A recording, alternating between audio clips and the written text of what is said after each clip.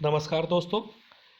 आज के इस वीडियो में हम महाराणा प्रताप के संदर्भ में ही आगे का अध्ययन करेंगे। हमने अपने पूर्व के वीडियो में महाराणा प्रताप के प्रारंभिक जीवन और महाराणा प्रताप व अकबर के मध्य हुए हल्दी घाटी के युद्ध का अध्ययन किया। अब हम इस वीडियो में हल्दी घाटी के युद्ध के बाद महाराणा प्रताप और अकबर के मध्य संबंधों का अध्ययन करेंगे। हल्दी घाटी के युद्ध में चूंकि महाराणा प्रताप युद्ध मैदान से बाहर चले गए थे और उनको अकबर की सेना ना तो गिरफ्तार कर पाई ना ही पराजित कर पाई। इसके बाद अकबर ने स्वयं यह अपनी सेना का नेतृत्व संभाला और उन्होंने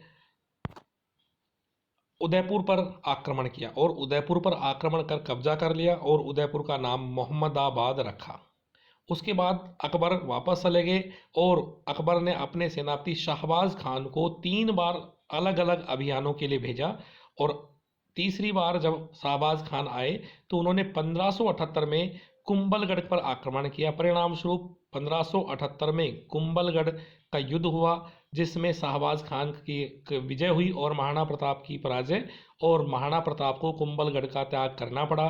कुंभलगढ़ को छोड़कर महाराणा प्रताप यहाँ से चूलिया नामक स्थान पर चले गए। अब महाराणा प्रताप के पास कोई संसाधन नहीं थे। महाराणा प्रताप की सेना भी नष्ट भ्रष्ट हो गई थी और आर्थिक रूप से भी कोई संसाधन नहीं थे। ऐसे में महाराणा प्रताप के सामने एक बहुत बड़ा संकट था। लेकिन चूलिया नामक स्थान पर यहाँ भामाशाह, जो कि मेवाड़ का सबसे कर्णवीर और दानवीर कहा जाता है, जिन्हें मेवाड़ का कर्णवीर और दानवीर कहा जाता है, भामाशाह इनसे यहाँ पर आकर मिले और उन्होंने अपनी समस्त संपत्ति का दान कर दिया। भामाशाह से प्राप्त संपत्ति का उपयोग करके महाराणा प्रताप ने पुनः अपनी सेना का गठन किया और छापामार युद्ध प्रणाली के द्वारा लगातार अकबर के विरुद्ध युद्ध जारी रखा। शाहबाज खान के बाद 1580 में अकबर ने अब्दुल रहीम खान खाना को महाराणा प्रताप के विरुद्ध भेजा। अब्दुल रहीम खान खाना ने अपना शिविर शेरगढ़ में लगाया। महाराणा प्रताप के पुत्र अमर सिंह ने शेरगढ़ के शिविर पर आक्रमण किया और अब्दुल रहीम खान खाना के परिवार को बंधक बनाकर अपने यहाँ ले आया। लेकिन बाद में प्रताप ने अमर सिंह को बहुत डांटा और कहा कि यह इनके परिवार को ससम्मान वापस लौटाओ। तो जब अमर सिंह ने ससम्मान अब्दुल रहीम खान खाना के परिवार को वापस लौटा दिया तो अब्दुल रहीम खान खाना ने बिना किसी सैन्य अभियान के यहाँ से वापस लौटने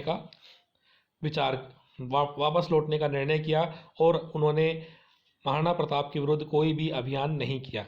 इसके बाद महाराणा प्रताप से जो क्षेत्र अकबर ने प्राप्त किए थे उनकी सुरक्षा के लिए अकबर ने 4 सुरक्षा चौकियाँ स्थापित की, जिनमें देबारी, देशूरी, देवल और दिवेर, 4 ये जो चौकियां थी, इन चौकियों पर उन्होंने अलग अलग सुरक्षादारों को, अलग अलग सेनापतियों को नियुक्त किया। इनमें से एक सुरक्षा चौकी दिवेर थी जिस पर अकबर का चाचा सुल्तान खां वहां पर सेनापति था। 1582 में महाराणा प्रताप ने दिवेर पर आक्रमण किया। परिणाम स्वरूप दोनों के मध्य दिवेर का युद्ध हुआ और इस युद्ध में प्रताप की विजय हुई। और इसी युद्ध को 1582 में जो दिवेर का युद्ध हुआ, महाराणा प्रताप और अकबर के चाचा सुल्तान खान के मध्य, इसी युद्ध को कर्नल जेम्स टोड ने मेवाड़ का मैराथन कहा। इसके बाद इस दिवेर की पराजय के बाद में अकबर द्वारा एक सैन्य अभियान, जो कि अंतिम सैन्य अभियान था, जो 1584-85 में भेजा जगन्नाथ कछवा के नेतृत्व में, लेकिन वह भी सफल नहीं रहे। इसके बाद महाराणा प्रताप के विरुद्ध अकबर ने कोई भी अभियान नहीं भेजा और इसके बाद 1585 से लेकर 1597 तक, अपनी मृत्यु तक, महाराणा प्रताप ने चावंड को अपना राजधानी बनाई, चावंड को अपने साम्राज्य का केंद्र बनाया और छापामार युद्ध प्रणाली द्वारा लगातार अकबर से अपने क्षेत्र प्राप्त करते रहे। अंत तक उन्होंने चित्तौड़ और मांडलगढ़ को छोड़कर लगभग संपूर्ण मेवाड़ पर वापस कब्जा कर लिया और चावंड से ही उस पर राज किया।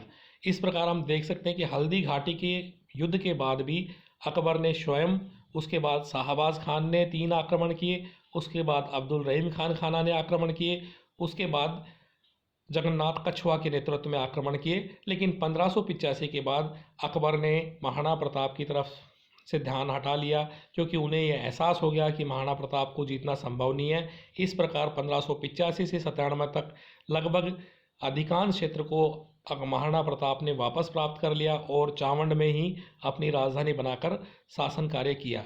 अंत में 1597 में धनुष पर प्रतंचा चढ़ाते हुए अकबर घायल हो गए और धनुष पर प्रतंचा चढ़ाते हुए महाराणा प्रताप घायल हो गए और उनकी मृत्यु हो गई। जब महाराणा प्रताप की मृत्यु का समाचार अकबर को मिला तो अकबर बड़े दुखी हुए और उन्होंने कहा कि उन्होंने अपने दुश्मन होते हुए भी उनकी वीरता के ऊपर भरे दरबार में एक विचार प्रकट किए और उन्होंने कहा कि एक बहुत साहसी व्यक्ति आज चला गया। इस प्रकार हम कह सकते हैं कि महाराणा प्रताप, जिन्होंने अपने स्वाभिमान, स्वतंत्रता, आत्मसम्मान के लिए आजीवन संघर्ष किया, वो न केवल भारतीय इतिहास में बल्कि संपूर्ण विश्व के इतिहास में एक महान व्यक्तित्व का परिचायक है, महान शासक है। धन्यवाद।